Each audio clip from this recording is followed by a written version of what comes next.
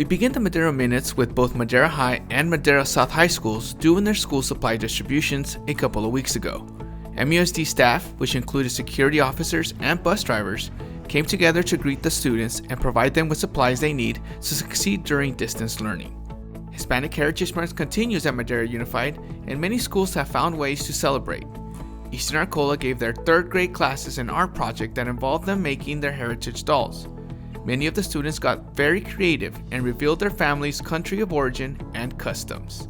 Torres High School had a Hispanic Heritage Month art contest where the winners received prizes such as a gift card and Torres merchandise to show their school spirit. Very talented artists at Madera Unified School District schools.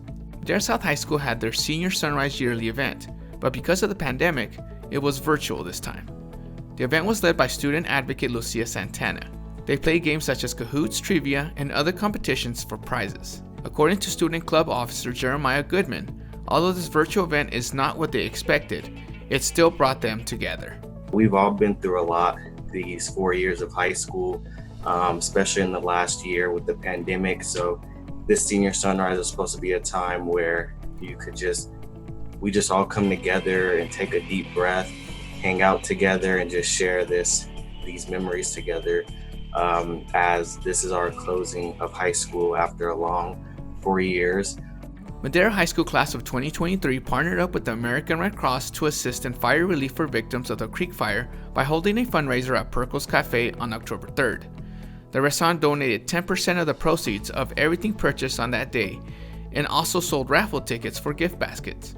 Altogether, they were able to raise $1,100. Thank you to Madera High School Class of 23 advisors Cindy Rodriguez and Ken Harden for coordinating this effort.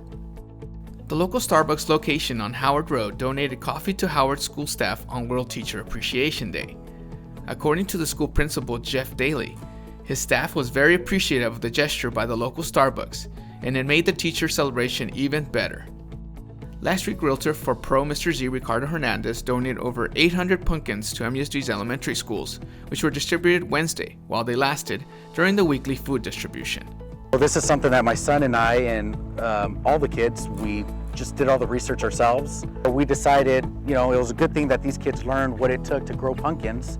Now let's teach them that it's okay to give back, and hopefully we can make a lot of kids happy with this. But it was really cute watching all the kids work it. And then we thought, what a nice thing to do to be able to give to the school district to the other kids that may or may not have one.